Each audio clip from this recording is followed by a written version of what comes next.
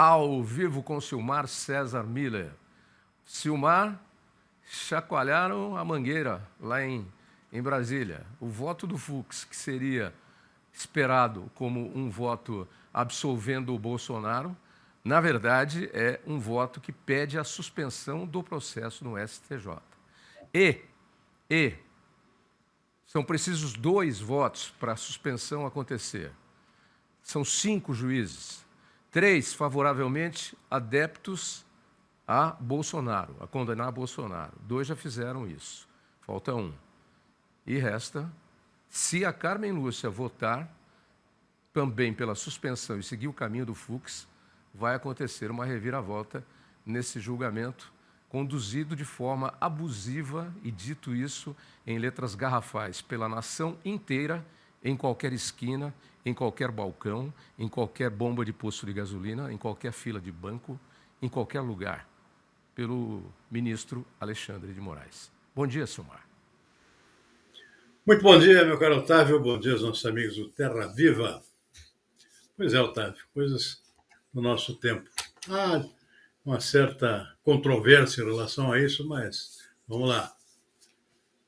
Vamos aguardar o resultado. Não te atrasar muito, porque o Lula foi julgado em primeira instância, com toda a aprovação do STF. E depois o STF disse que era nulo a validade do julgamento do Lula em primeira instância. E aí agora o STF está julgando um ex-presidente. E agora um juiz do STF disse que o STF não tem competência para isso, que ele deveria ter sido julgado.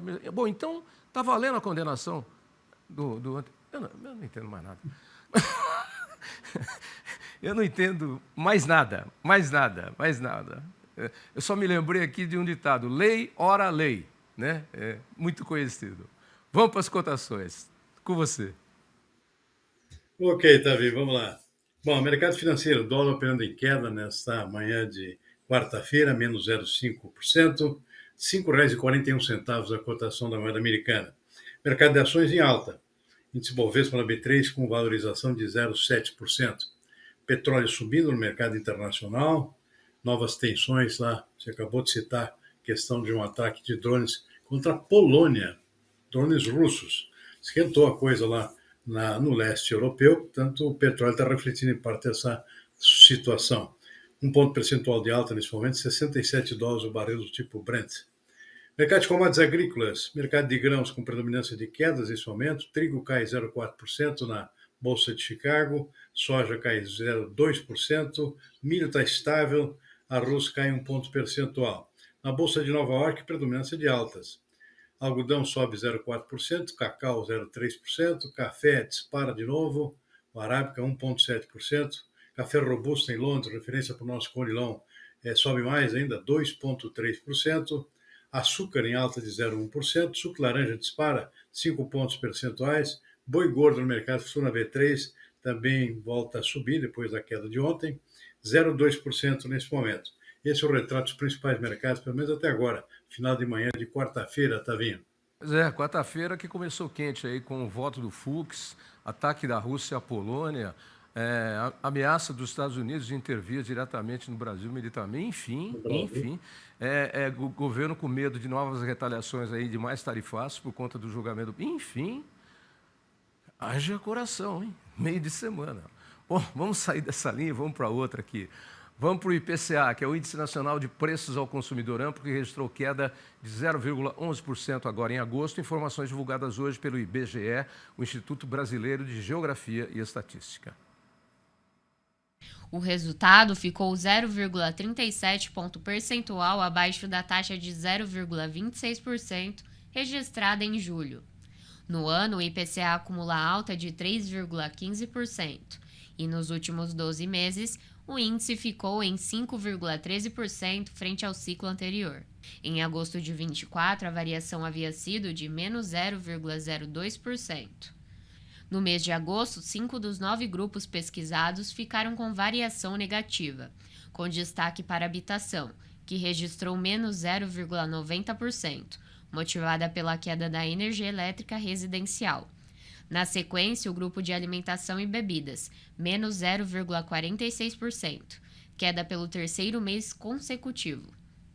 influenciada pela alimentação no domicílio, que caiu 0,83%, com destaque para as quedas nos preços do tomate, menos 13,39%, da batata inglesa, menos 8,59%, da cebola, menos 8,69%, do arroz, menos 2,61% e do café moído, menos 2,17%. A alimentação fora do domicílio também apresentou desaceleração, ficando em 0,50%. Em terceiro lugar, a variação do grupo de transportes, com menos 0,27%. Comunicação, menos 0,09%. Educação variou 0,75%, maior alta do índice. Vestuário, 0,72%. Saúde e cuidados pessoais, 0,54%. E despesas pessoais, 0,40%. Ô, Sumar, pelo que eu entendi do que eu andei ouvindo agora pela manhã, a caminho daqui, era esperado um número maior, deu 0,11, era esperado 0,15, acho que era isso. E era esperado até uma deflação, coisa que não aconteceu. Explica para a gente. Bom, aconteceu uma deflação, 0,11%, agora a expectativa era até um pouco pior, 0,15%, ou seja, preços caindo, portanto, abaixo do mês anterior, que foi com alta de 0,26%. E a contribuição decisiva aí do setor de alimentos, né, Tavim? Em parte até por consequência do tarifácio do presidente Donald Trump, mas por outro lado também por condições climáticas favoráveis aqui para a evolução dos plantios e colheitas, especialmente de hortigranjeiros, né? A gente viu ali tomate caindo bastante, 13,4%, batata inglesa 8,6%, cebola também uma queda acentuada, 8,7%, e o arroz, que a gente tem comentado aqui, e vai comentar de novo hoje, porque a situação está bem crítica, os preços caindo demais até para o produtor. É bem bom para o consumidor que está se beneficiando disso. E o café aqui no mercado interno dando uma recuada, apesar de altas ainda no mercado internacional, até por pressão da própria colheita da safra brasileira. O índice de habitação também caiu, basicamente puxado por energia elétrica, só que esse é um dado temporário, a energia elétrica pode voltar a subir, a expectativa já para o mês seguinte. Isso, o setor de alimentos contribuindo para essa deflação aqui no mês de julho, 0,11%, embora aí até menos pior do que vinha sendo esperado, que era 0,15% a expectativa de queda no índice oficial da inflação do mês de agosto, divulgado hoje pelo IBGE também. Hoje já estamos em setembro, hoje é dia 10, a caminho aí do fim do ano. Algumas coisas podem até mudar aí em função desses números que andam sendo divulgados aí. Vamos ver. E dessa queda, principalmente aí no preço dos alimentos, né? Que a gente já tinha cantado a bola faz tempo, né?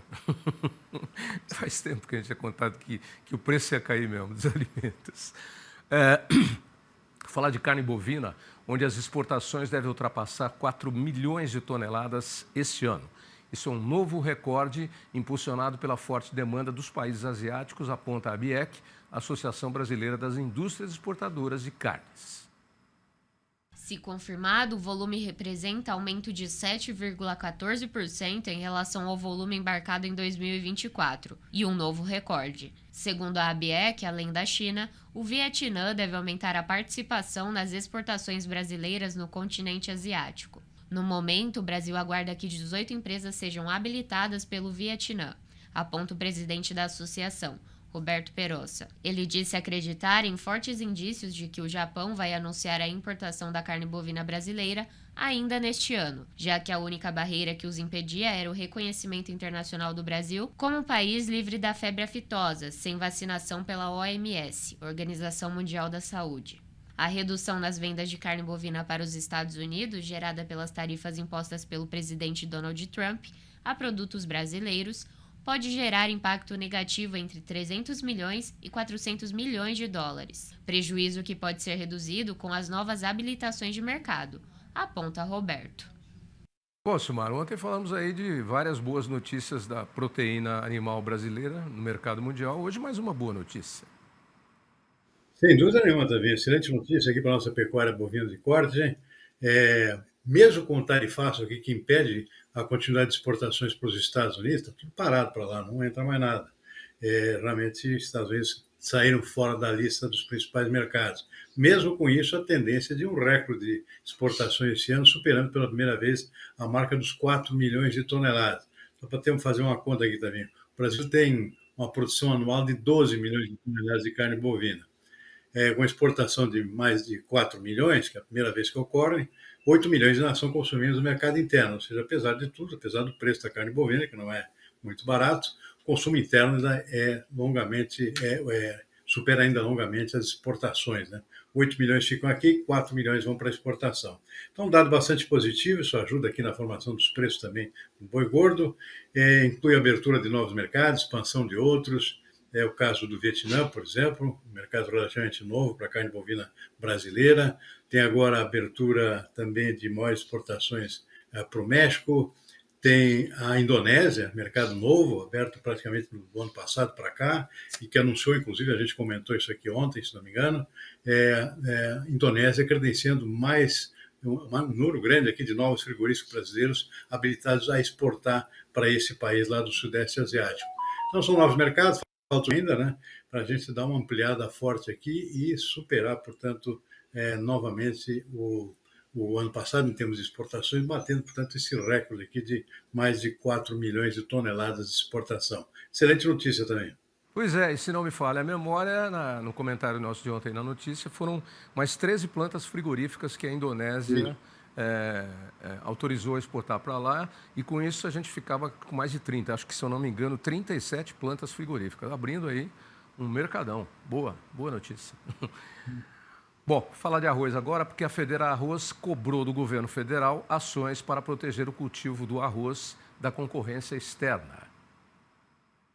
A solicitação encaminhada pelo presidente da Federação das Associações de Arrozeiros do Rio Grande do Sul, Denis Dias Nunes, à presidência da República, tem o objetivo de resguardar a horticultura diante da concorrência com cereal importado. Entre as medidas solicitadas estão a aplicação de instrumentos de salvaguarda e a investigação de práticas de dumping social e ambiental. De acordo com a federação, o cenário atual gera dificuldades econômicas e financeiras para os produtores, que podem impactar a produtividade da safra, elevando o preço do alimento. Eu estou rindo aqui porque a maior ameaça aos produtores de arroz é o próprio governo. Lembra depois das enchentes, lá quando estava sobrando arroz, queria importar arroz? Então, por isso que eu estou rindo. Vamos lá, o que você tem a dizer sobre isso? A maior ameaça é o próprio governo, que importa tilápia do Vietnã quando a gente importa tilápia do mundo inteiro. Pois é, Davi. Bom, na verdade, os produtores do Rio Grande do Sul nunca chegaram a contestar, reclamar demais do fluxo de importações dos países vizinhos, inclui a Argentina, o Uruguai e o Paraguai, que tem pouco consumo interno, praticamente produzem para vender para o Brasil. Como sempre tem um fluxo tranquilo aqui, o Brasil também exporta muito arroz, então tem aquele entra e sai lá e todo mundo convivia mais ou menos pacificamente. Só que a coisa agora ficou muito crítica, né? A produção interna aumentou, os preços não param de cair, exportações estão difíceis e continua entrando arroz dos países vizinhos, em alguns casos até com benefícios fiscais internos deles, lá concorre deslealmente com o arroz brasileiro.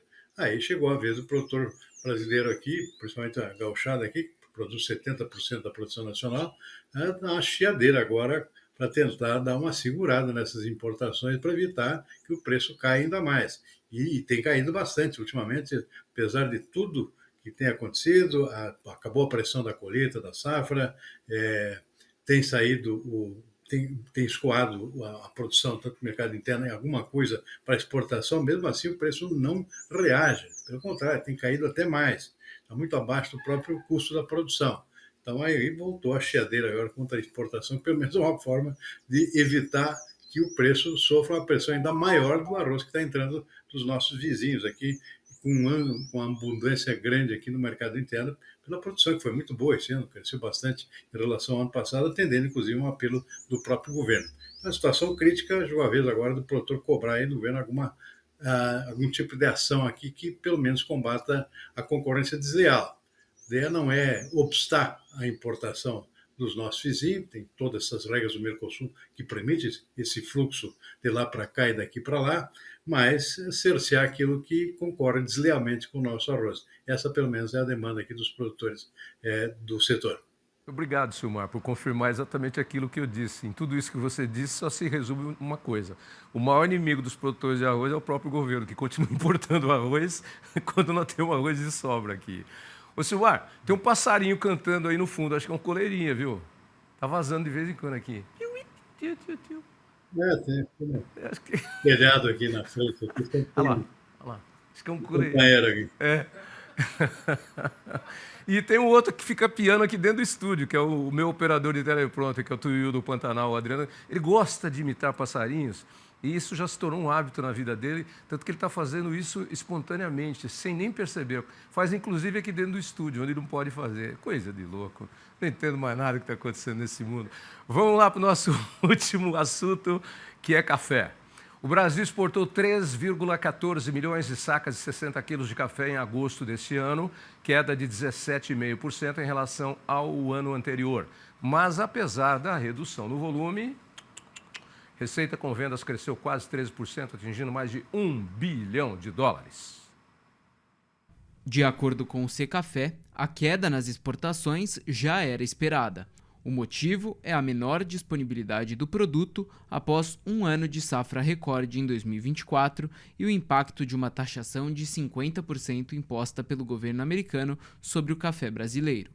Com a nova tarifa, os Estados Unidos caíram para o segundo lugar entre os maiores compradores do café brasileiro, atrás apenas da Alemanha.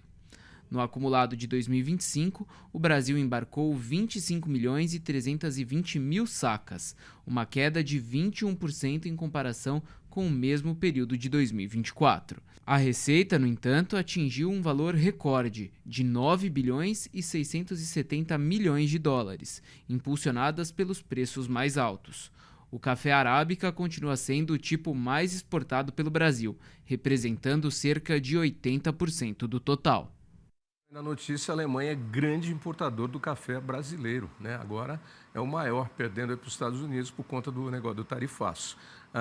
E daí vem aquela famosa frase, né? Porque depois isso aí é negócio só, é business. Porque depois a Alemanha vende café para o mundo inteiro. Então, a brincadeira que se faz é essa. A Alemanha é o maior produtor de café do mundo sem ter um pé de café. Mas o bom dessa notícia aí é que o volume diminuiu, mas o Cascais entrou mais. Bastante, até por conta as consequências do tarifaço, o reflexo na Bolsa de Nova York é de alta constante, inclusive hoje a gente viu que voltou a subir. Agora, o fato é o seguinte, o Brasil está produzindo menos café arábica esse ano, que é o produto mais exportado pelo Brasil e especialmente para o mercado americano. Safra quebrou esse ano do arábica, enquanto a produção do nosso robusto, o Conilon, cresceu, compensou parcialmente aqui no volume total. Mas então, na verdade, é que nós temos menos café sendo embarcado esse ano, por conta da produção menor, e, por outro lado, aqui, essa queda também reflete o tarifaço lá, que impediu as exportações para os Estados Unidos. Mesmo assim, com preços em alta, né, nós temos faturamento superando aí o mesmo período do ano passado, janeiro até agosto, mesmo com queda no volume embarcado para o exterior. Também boa notícia, portanto, pelo menos nesse sentido aqui, produtor brasileiro de café com preço melhor. É para não te atrasar muito, atrasando, mas você é um grande consumidor do Robusta e você gosta do café Robusta, e o café Robusta tem subido de qualidade. No Brasil, era usado muito para fazer café solúvel ou usado em um blend com alguns outros cafés aí para dar um pouco mais de corpo para o café. Mas ele vem melhorando de qualidade. Existe café Robusta identificado no mercado? Porque eu acho que o Robusta brasileiro mostrar a cara para apanhar. É igual vinho, tem gente que gosta, tem gente que gosta de Cabernet Sauvignon, de Taná, enfim. O Robusta fala, sou Robusta, pá. Pelo prático também é bem mais fácil de fazer, né? Eu sei, você está já bem pronto. Só bota ali na xícara, derruba a água e acabou, né? Não precisa preparar nada como tem que ser feito com o nosso café arábica, né? Prepara mais. Eu gosto de preparar. Eu gosto de preparar o arábica. Logo 15 para 6 da manhã eu já estou fervendo. Você não tem paciência? Eu gosto. Eu faço uma cerimônia. É bacana, é bacana. É como o despertar do dia, faz parte. Amanhã você volta com novas informações. Obrigado, amigo. Até amanhã. Vamos ver. Boa tarde, até amanhã. Vamos ver o que temos para amanhã, quinta-feira. É um dia após o outro. Até o meu empreiteiro lá passou mal do coração, eu tinha que terminar uma obra minha lá sábado, não foi, passou mal de sexta para sábado. Falei, amigo, precisa ter calma, muita calma. Não se abale com as notícias, porque senão o coração velho não aguenta. Tchau, até amanhã.